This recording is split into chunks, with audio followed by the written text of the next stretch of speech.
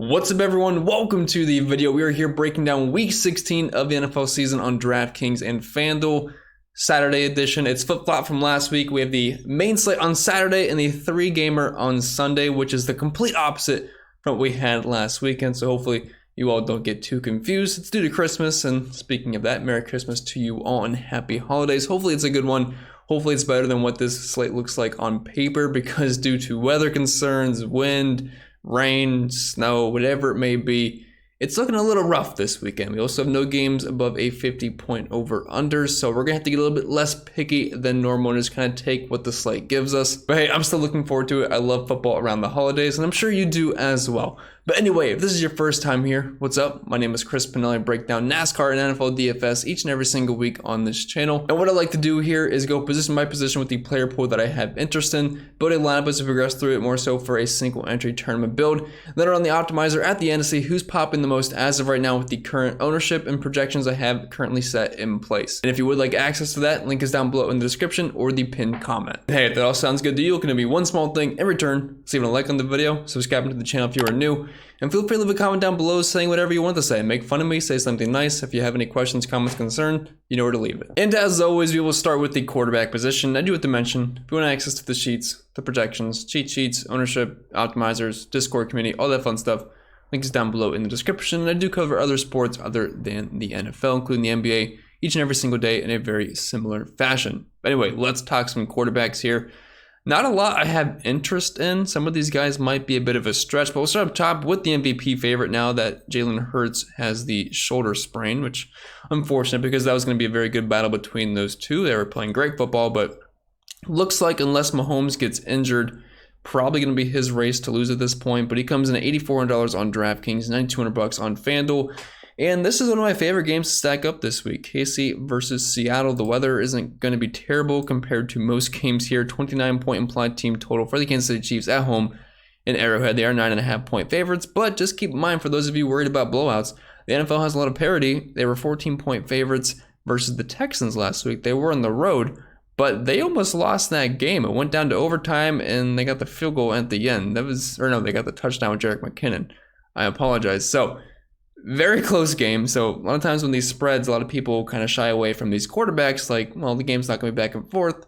You can't always think that way. And plus, if they are going to blow out the Seattle Seahawks, it's probably because Patrick Mahomes had a big day anyway. But I think this game can stay somewhat close. But on the season, he's obviously been phenomenal. 321 passing yards per game, 2.5 passing touchdowns, yada, yada, yada. You guys get the idea. Has been adding some more yards on the ground, which has been able to beef up the floor a little bit and obviously boost the ceiling as well. And the Seahawks, a little bit above average matchup for quarterbacks, but I don't care about matchups anyway for Patrick Mahomes. If you have the money for him, I love him. Very easy to stack. You pair him with Travis Kelce, then pick a wide receiver of your likings. Looks like they might get Mecole Hardman back this week, and you can run it back with the guy like DK Metcalf, Kenneth Walker, or Marquise Goodwin, or whatever you prefer. And if you aren't spending up for Patrick Mahomes, I really like just saving some money because there's no other spend-up quarterbacks that I have much interest in. There's no Jalen Hurts, obviously.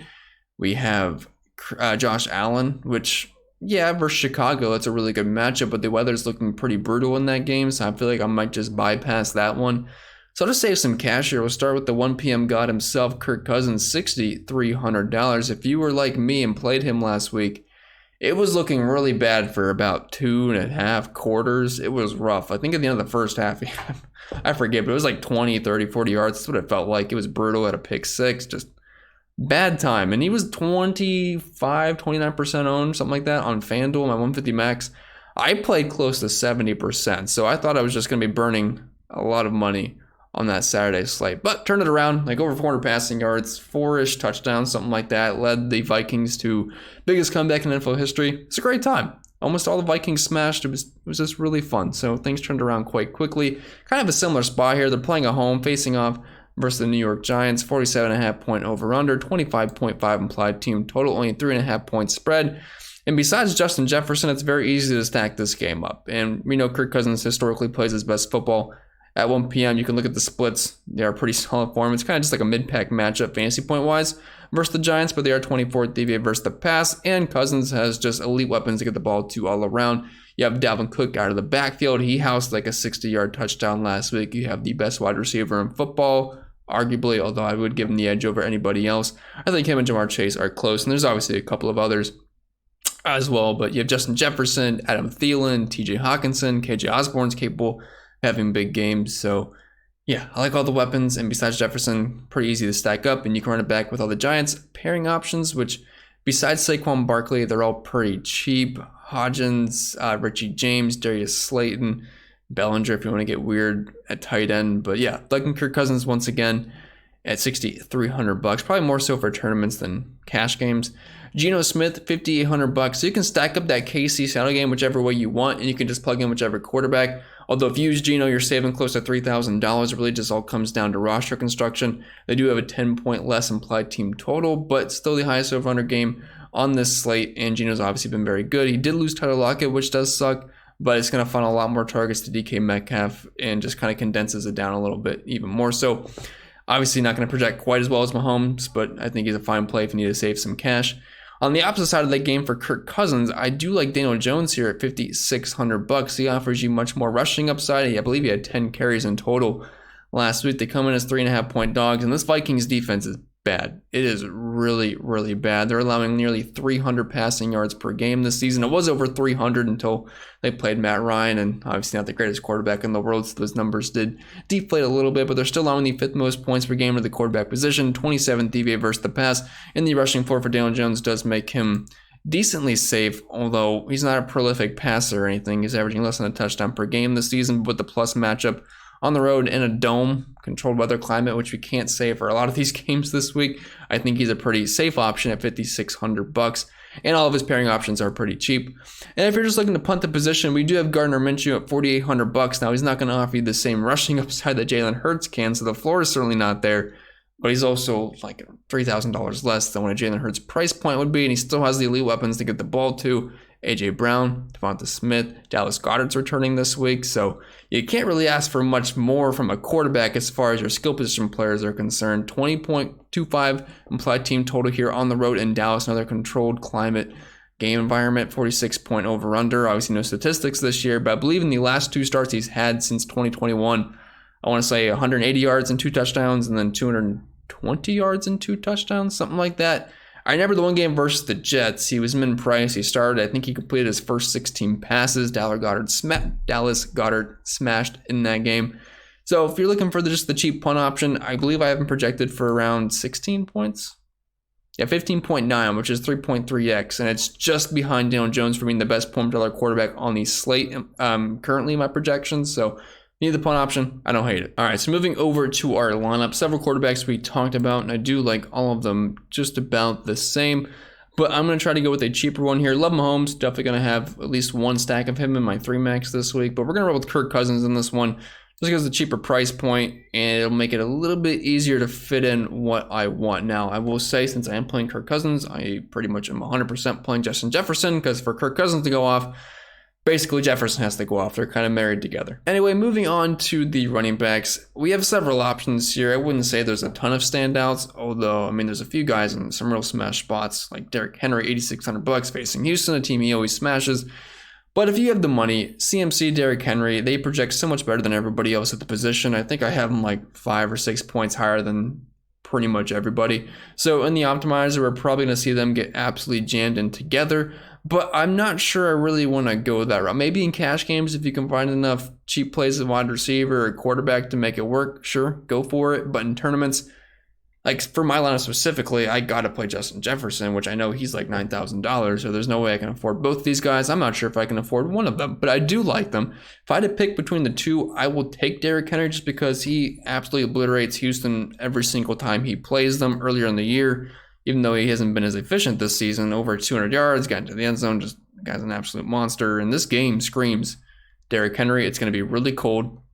Look at the weather in Tennessee, just really everywhere around the country this week. And it's going to be cold. Even here in Florida, I'm down all the way in Fort Myers. It's going to be like 38 degrees. That was really cold for here.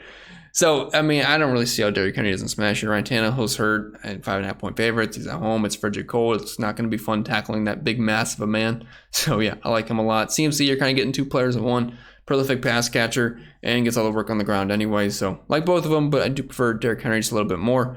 Dalvin Cook, $7,200. I said on the Saturday slate video last week that I didn't want to play Dalvin Cook and Kirk Cousins together too much. I did it a little bit, but I wish I did it more because I didn't realize he was going to house a 60-ish yard touchdown. I still love the correlation there, but obviously that is capable of happening, so that's something to keep in mind. Although per safe on a single entry build, I probably won't play them together. But the Giants have given up a good amount of yards on the ground this year, and Cook, obviously one of the better running backs in football. Tony Pollard, if you are stacking like Gardner Minshew and some of his pass catchers, and you want to go the Lamb route, I don't mind keeping it on the ground with a guy like Tony Pollard because Philly has been worse versus the run this season than they have been versus the pass, although lately they've been a lot better, so I wouldn't say this is a plus matchup or anything. They're still giving up only the 14th fewest points per game to running back position and only 89 yards on the ground. So I'm not saying this is a great matchup or anything, but Tony Pollard has been awesome this season, and at $7,000, I think he's viable if you're just looking to stack this game up, and he is the better pass catching back of the two. Alvin Kamara, $6,800. I was kind of shocked by how low his ownership projection was compared to what I thought he was going to be when I ran some numbers, because this is a great matchup versus Cleveland. The weather sucks in this game, but I think it's just because of the low over-under and the low implied team total, which is really, anchoring that down, because there's probably not going to be that many scoring opportunities in this game for either team, which obviously does hurt your projections on a player. So that's my thesis on why that's going to be the case. But if you remove the weather, this is a great matchup for Kamara, and I think we'd all be playing him because last week he was very chalky versus Atlanta. The backups are hurt, so he's basically the main guy, although I saw David Johnson playing football last week, which was not something I expected. But great matchup versus the Browns. They're allowing the fourth most points to game in the running back position, 30th DVA versus the run. And Kamara, obviously, the thing is, though, if the weather's going to be this bad, we're talking close to 60-mile-per-hour gusts. It's going to be super cold. It's going to be like a snowstorm. It's not looking good. And I used to live around Cleveland, so I always keep up with the weather there. And yeah, it's going to definitely be a bad time. But if it's going to be hard to push the ball down the field, maybe we just get a lot of Alvin Kamara dump-offs. So I do like him in this spot. And if he's going to go under-owned just because of the super low implied team total, I don't mind it. If he can rack up 150 yards total with several catches out of the backfield, I don't think that's the worst play. Kenneth Walker, $6,400, just trying to get a piece of this game. Wasn't great versus the 49ers, but that was a really tough matchup. Ended up hitting like a 30 or 40-yard screenplay near the end of the game, which kind of boosted his numbers up a little bit. But better matchup here versus KC, and they're allowing a lot of catches per game to running backs, although I know he's not going to be the only guy back there. We see guys like Travis Homer getting work, but I think the price point's fine. Jerick McKinnon, $5,900. The guy has been elite the past few weeks. Super high implied team total. Basically the RB1A or 1B with Isaiah Pacheco. They play different roles. McKinnon's not going to just get a ton of work between the tackles. He's going to be the guy that's getting balls thrown his way on the outside or just getting tosses to the outside, things like that. But that has value in this KC offense, as good as it is. And if he's going to get us 5+ targets every single week, I know he's not going to score 2 touchdowns every single time, but that's valuable below 6K, and it's a pretty good matchup versus Seattle, a team that's been awful versus running backs this year. They're allowing the second most points to gain in the position. You have a ton of catches of CMC last week, and McKinnon, while he's not CMC, plays in a somewhat similar role. Not quite as much volume, obviously, but I do like him a lot at $5,900, and just the group in Pacheco there. If you're looking for the guy that's going to get, probably 12, 15+ carries on the ground, still a good matchup, allowing over 120 rushing yards per game. If he can find the end zone, I think he'll be a pretty good play. And then J.K. Dobbins, $5,800. Since returning from injury, he's looked really good. Over 100 yards last week. Got a couple of balls thrown his way. Tyler Huntley will be the starting quarterback this week. It doesn't really change too much for that offense besides, I shouldn't say that. I mean, as far as the production goes for who's going to get the points spread out. Like if Lamar Jackson's starting, it's still going to be pretty much similar guys getting the same amount of work. It's not like Tyler Huntley changes the offense dynamically as far as who is getting the ball and whatnot, but it's the same thing as we've seen the past few weeks anyway, so not like we have any concerns there. So I think Dobbins versus Atlanta, pretty good matchup at home, 7.5-point favorite. If he can fall into the end zone, I think it's going to be a very good day for Dobbins. And moving back over to our lineup. So I know I need Jefferson. He's very expensive, so we're going to save some money. If we can afford Henry at some point, I would love that, but we're going to scroll down a little bit. I like Alvin Kamara, $6,800, like the matchup versus Cleveland. I think he can get you over 120 yards. Just really comes down to if he can find the end zone or catch a few balls. And then we're going to go with a guy that has a very similar skill set with Jerick McKinnon. So we'll just play those two guys who I feel like are in really good matchups and might be a little bit underpriced. I think McKinnon should probably be mid 6K range, and Kamara should probably be above 7K. So save some money there, and this is not breaking our bank yet. So Cousins 63, Kamara 68, McKinnon 59. That leaves us just over $5,000 left, which I don't feel too bad about. And moving on to our wide receivers, it really all comes down to what quarterbacks we're using, our stacks, run back options, and things like that. I know I say the same thing every time, but it is true every single time. So anyway, if you were using Kirk Cousins, you basically have to pair him with Justin Jefferson. You don't have to, but I really would recommend it, which is what I'm going to do in my specific lineup that we were building. And you also have Adam Thielen down there at $5,300. Sometimes I want at least 2 pass catchers. I did do on the small slate last week. I made sure I had at least 2 pass catchers with my quarterback in every single lineup. Now, you don't have to do that on a big slate like this, but on a small slate, I just really wanted my lineups pretty highly correlated. So don't necessarily have to do that this time. But yeah, if you're using Kirk Cousins, Jefferson, Thielen, your obvious options. I don't need to tell you how good Justin Jefferson is at football. I think you get the idea. A.J. Brown, if you were using Gardner Minshew, he's not going to run the ball like Jalen Hurts, so we have to get some pass catchers with them. So Brown and Devonta Smith, those are your 2 clear-cut options, and also Dallas Goedert when we talk about tight ends. And obviously, I think Gardner Minshew is capable enough of getting them the ball and still having decent days. DK Metcalf, $7,100. If you're using Geno, I think you kind of have to play Metcalf since there's no Tyler Lockett. And if you're using a Mahomes, Kelsey stack, or whatever it may be, running it back with Metcalf, I think is a really good way to go about it. And the Chiefs have been pretty bad versus receivers this year, actually ranking 29th versus the position. In addition, being 25th DVA versus the pass. And with them being 9.5-point dogs, probably going to have to throw the football quite often. Juju Smith-Schuster, he has seen 21 targets the past 2 weeks with Patrick Mahomes, although it looks like Hardman will be back, so maybe that loses a target or 2, but he's still the top option here outside of Travis Kelce. And at $1,500, I don't think he's a bad play with the high implied team total, especially with the targets that he has been getting. DJ Moore at $5,500, so he is one of those guys that I am fine with using as a one-off just because I am not stacking any Carolina guys.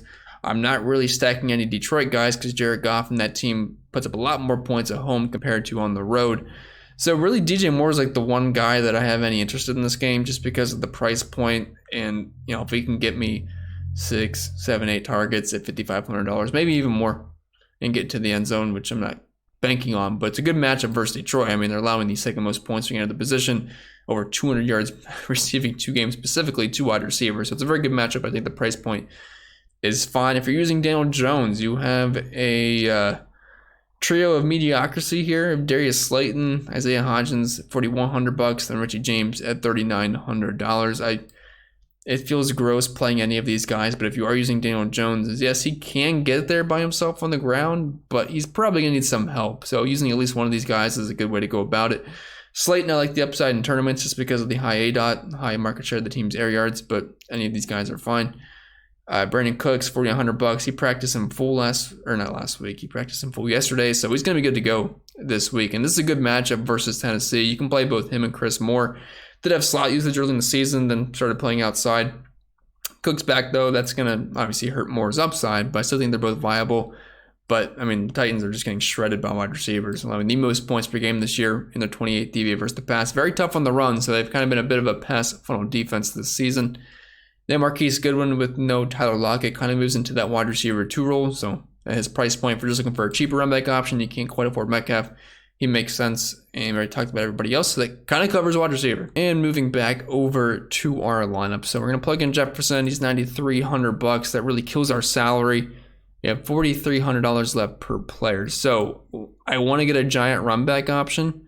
And I'm not going to go with Barkley. I would like to go with Slayton, but since Jefferson's so expensive, I feel like we should maybe just save some money with a guy like Richie James or Isaiah Hodgins. So if we look at the targets last week, 5 for Richie James there, 9 targets versus Philly. I don't hate it. He's actually not been bad the past month or so now. If you look at Hodgins, he's been getting some work as well. 6 targets in week 14, 4 targets in week 15. It's all kind of gross. Slayton, I think, has the most upside. I would like to fit him in, so why don't we just plug him in for now? If we have to drop him to one of the cheaper options, I'm all right with that. But for now, I want to try to get him in. And talking tight ends, if your name isn't Travis Kelce, well, just get in line your another name that you hope kind of falls into the end zone, really. But Yeah, Kelsey is just far and away the best play here. It's a great matchup versus Seattle. George Kittle just absolutely shredded that defense, and I think Travis Kelsey can probably do the same. I don't need to tell you guys that he's good. I don't need to read the numbers. But just know that Seattle's allowing the second most points per game at the position, over half a touchdown per game allowed, and over 60 receiving yards. Travis Kelsey should have a pretty big day. But if you cannot afford Kelsey, well, Hawkinson, if you want to pair him up with Kirk Cousins, I don't have a problem with that. He gets like 6+ targets every single week. Was not doing good at all last week. He was like the one Viking that wasn't doing anything, but I think he ended up getting to around 8-ish points by the end of the game, which it's all right for tight ends. Dallas Goedert's returning this week. He has like 1 or 2 games with Gardner Minshew, and he absolutely exploded the one versus the New York Jets. It's a very small sample size, and the Jets defense was obviously not good that year, but $4,500, I don't mind it with Minshew. Dalton Schultz at $4,200. Didn't really do anything last week, but this game could be high scoring, and if you are stacking Minshew with some of his pass catchers, you could use Dalton Schultz as a cheap run back option. I know we didn't talk about CeeDee Lamb, but he's viable as a run back as well.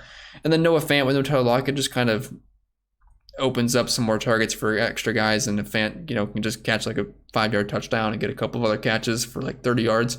Well, that's not a terrible day in the office at $3,400. And my favorite part, as always, is the defenses. And you know what we're going to do? We're going to scroll all the way down and find our first viable defense. So Bears, probably not playing them versus Josh Allen, although with the weather, they're playing at home. You could, but I don't think I'd want to risk it.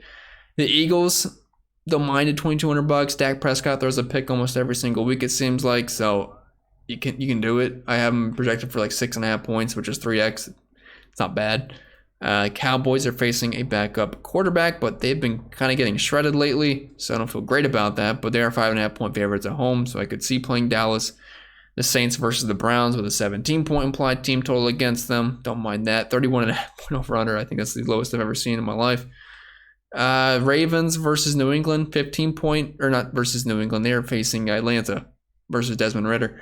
15-point implied team total, 7.5 point favorite at home. Titans, don't mind that. Nice correlation with Derrick Henry.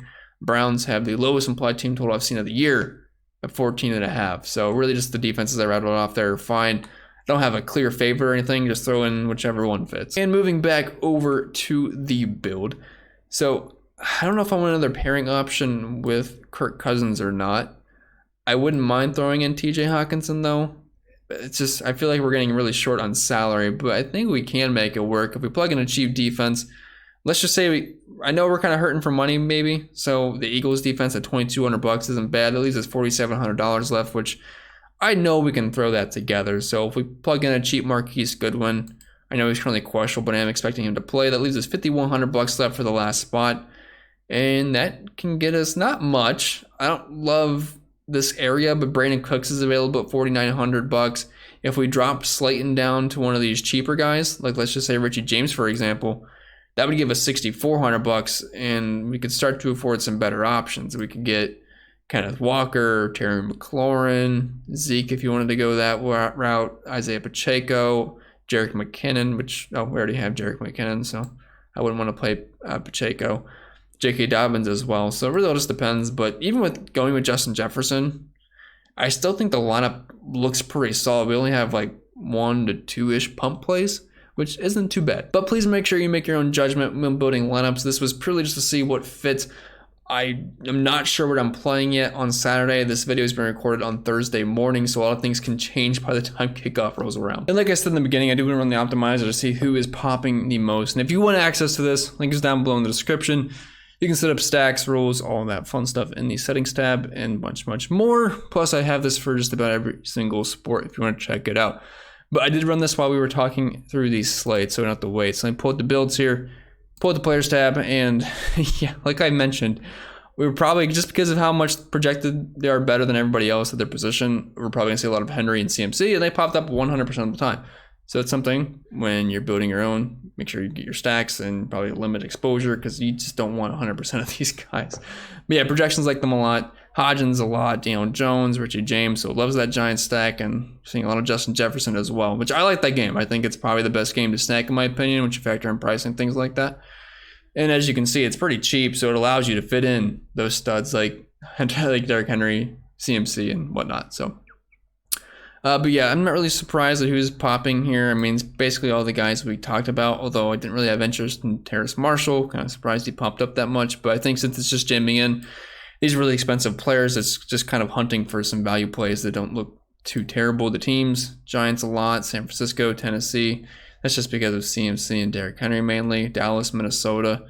So, yeah, not really too surprised who's popping. Just mainly guys we talked about for the most part. But with that being said, guys, I think that'll be it for the video. So if you found it helpful in any way possible, make sure you leave a like down below. Subscribe to the channel if you haven't yet done so.